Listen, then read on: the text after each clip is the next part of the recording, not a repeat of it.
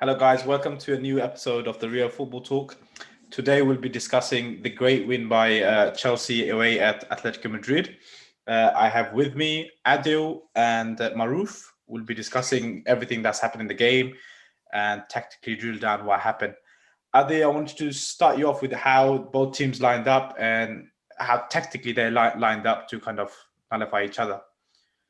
Yeah, sure. So we'll go straight into just sharing the screen.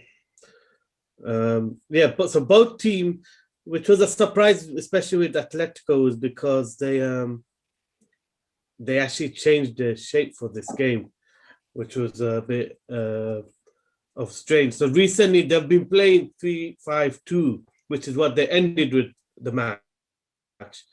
Today they kind of changed their system, and I didn't feel it worked. So the setup was both teams on paper set themselves up when they were attacking to play 3-4-3 with two tens, or you could say 3-4-2-1, really.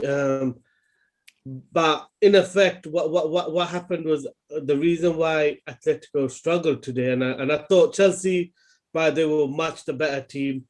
You could see the fluidity, the fact that they didn't change the way they played for this game, and the fact that they played more players in their correct position. I thought is a determining factor in their performance. But what was happening is off the ball, Atletico Madrid were completely different. So what they did, as soon as they went off the ball, they actually went to a 5-4-1 formation, and they're pushing Felix all the way to come to the left and Correa to come all the way to the right.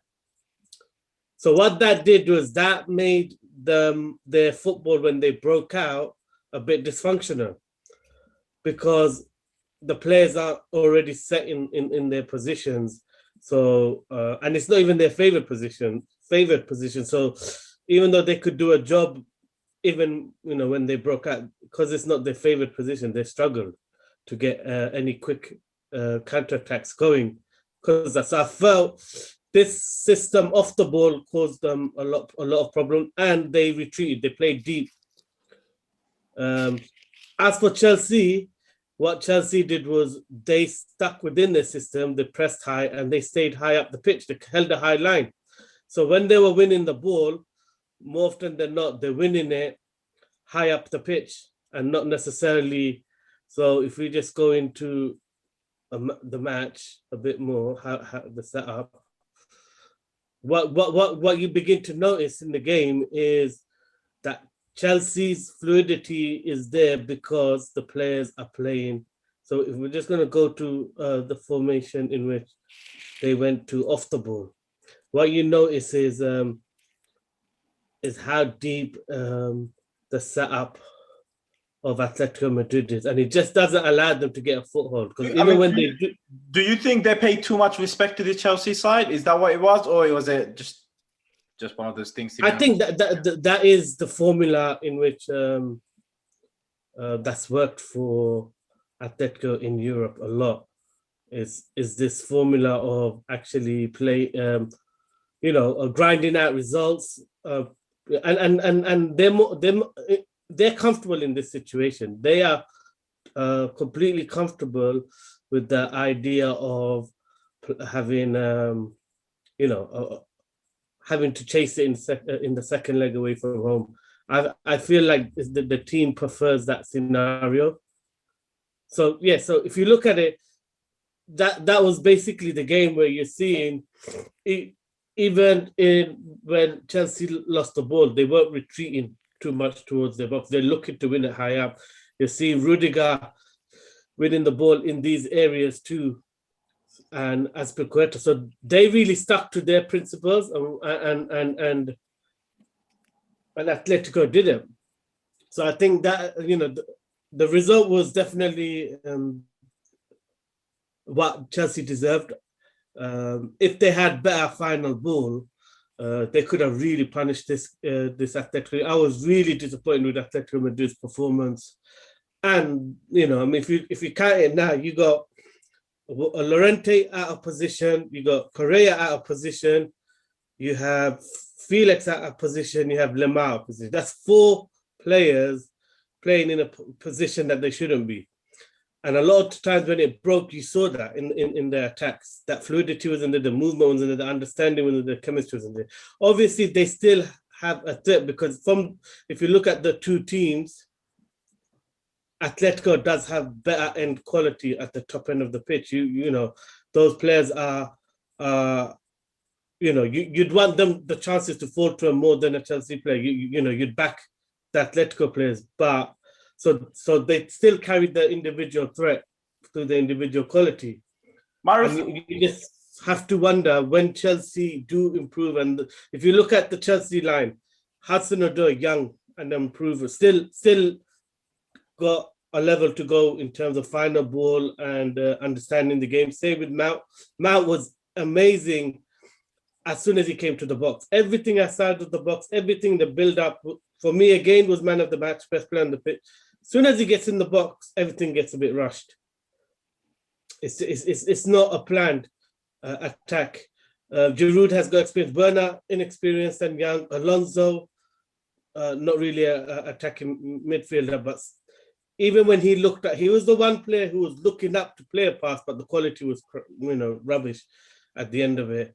So if you compare the 2 teams, they actually were like a paradox in terms of one team played their football and played more players in the correct position, but they never had the experience to really punish the Atletico. And the other team played all these playmakers and all these players, but played them out of position. And even though their top end quality were better, they were never in the correct position to show that quality.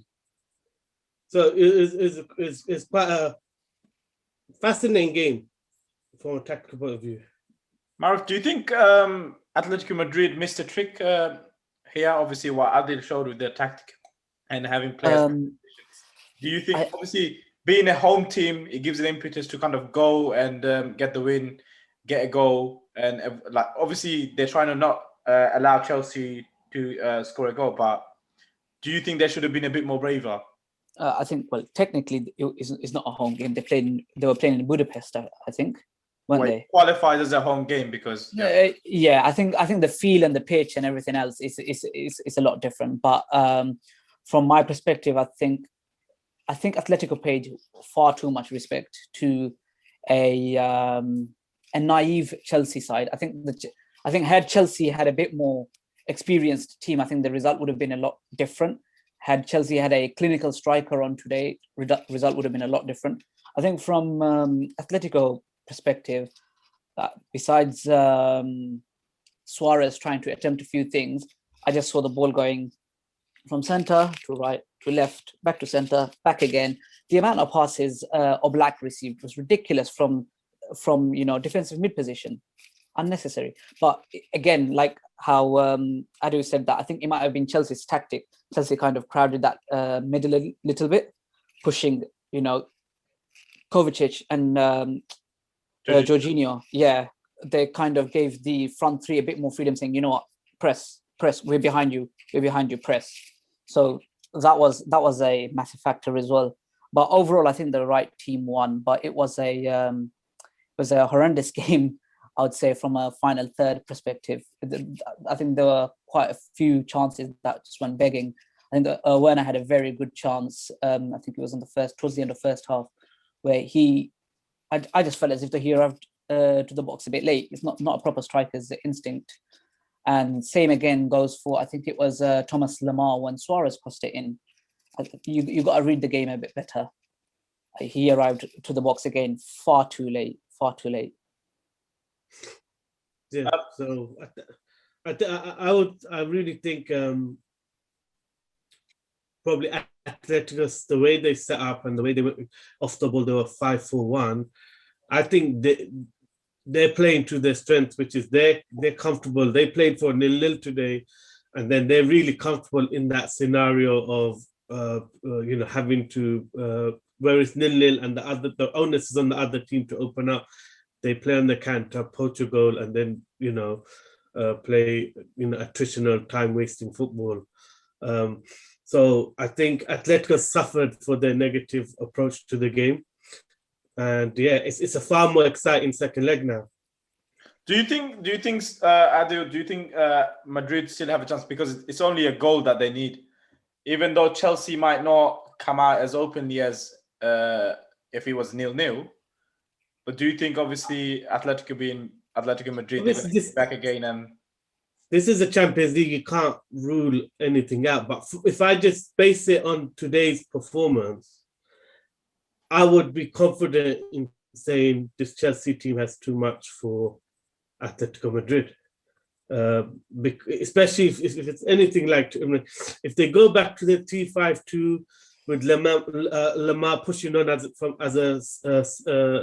central midfielder, maybe that might cause Chelsea a bit more of a problem, because the thing with Chelsea is their weakness is you will always think there's an individual error in Rudiger or Christensen, and that's how they look like they're conceding, is to individual errors, not to the system. I mean, they're winning the ball back with ease, they're defending quite well.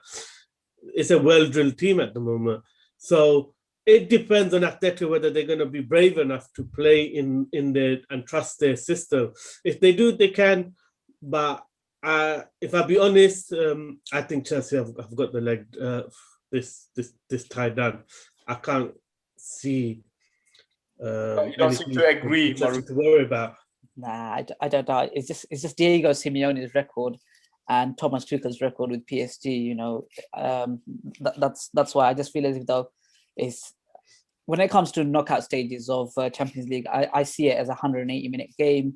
Just because you're 1-0 down in the first leg, you know, it might not be the same hunger in the second leg. You know, I feel as if though Marcus Alonso, I think, had a bit of a part to play in today's game. And I think Adil already mentioned that, you know, looking up, getting the ball on the left-hand side and getting it in. I think he straight away realized that, you know, we've got Giroud in the box. You know, let's get the ball in. And Giroud is not a small lad. You know, he can get at the end of the crosses. But second leg, I still think Atletico Madrid will give it a go in the second leg, definitely. I think he'll change the tactic around and play the 3-5-2 rather than, you know, give him the respect and play, you know, back and hope on the counter. It's not going to be one of those games that we saw when they played against Liverpool in the Champions League. It's not going to be one of those. I think he's not going to go all out, because we know Diego Simeone's style is rather be safe than sorry. But I still think Atletico Madrid still have a chance. Yeah, I mean, a lot depends on the attacking approach. It really does as well. If Chelsea were to go through, obviously they have the advantage. How far can they actually go in this competition? Because considering how they're dominating each game and how they're playing, can they actually go to the final? Maybe. I just feel as if though I think they will dominate maybe going forward, but I don't think they're at the dominance stage now. I think they will, but I don't think they're at the dominant stage now. After watching the game against Southampton, you know, I thought, ooh, there are still a bit of leaks here in this team. Marcus Alonso, he brings something different to the team. At the same time, he has a bit of weakness in his defensive side. And I think everybody knows that. Every Chelsea fan would agree to that. You know, going forward, it's brilliant. You know, when you have to depend on him, when you have to drop back as a 5, when you have to depend on him, he's not the most dependable. So that's why. I mean, the question was, how far can they go? It really depends who they get next, if I'm honest. But seeing that Barcelona are 1 foot in the grave, I would say they'll probably go towards up to a semi, and that's it. I don't think Chelsea can win it. No, I really don't think they've got the quality but what I would say is, looking at Tuchel's track record, is the signs are really promising for Chelsea. When you look at the types of the variation in the players that they have, the squad that they have, Tuchel as a manager, he likes that flexibility. He's quite a flexible manager. What he's doing now is he's sticking to the same formation, same system, because he wants the team to master one system. But we know previously at his time at Dortmund and at PSG, once he feels the plan A is, he's confident in the team, knows the plan A, he's very flexible in changing his formations, his lineup week to week, he's heavy on rotation. So when you look at the types and the variety they have within their squad, you know, all their strikers are slightly different types of strikers. All their centre midfielders are different types of centre midfielders. All their wingers are different types of wingers. All their tens are slightly different. It bodes well for the future, and because they are a young team at the top end of the pitch. I mean, you're not gonna expect Mount, Hudson-Odoi, Werner to be world class yet. But because they have a manager who I think once they have a normal preseason, a bit more time to work on the training ground, he will really improve the individual decision making of those players. And that's what it comes down to, is this team has the potential to win because the style of football they're playing is good for Europe, is dominating most games, and he's got the players. But the end quality ain't there, the decision making ain't there. You always feel the final ball is rushed or is hit aimlessly, and that's the step that Chelsea need to make. Is right now you see all their wingers and playmakers, they hit the ball and they expect the striker to read what they're doing. And the better teams, what they do is they read what the striker's doing and they put it on a plate for the striker. So that decision making change is where Chelsea are currently lacking, and it bodes well because they've got a manager who we've seen can develop young talent, teach them better decision making. So I really do think the future looks bright for Chelsea at the moment. Yeah, I think that to add to that, I think that's why I go back to the comment that I made. I feel as if they might not just be dominating yet, but going forward, I think they'll be a very dominant force. With Havertz and Pulisic, all of them coming, back into their best. And, Hakim Ziyech got some minutes today as well, and he didn't look too bad, even in the last couple of minutes that he played. So they will definitely be a dominant force going forward. But I think they might need to improve on the back line, though. Rudy, like you said, when you look back, you can almost expect an individual error from Christensen or Rudiger. So that might be a factor, and that might be a thing that teams will look to exploit. Force them, press high. Great win by Chelsea, really 1-0 away at Atletico Madrid, and kind of dominated the game. So thank you both for your insight today, and I'll see you soon, hopefully. Okay. Thank you.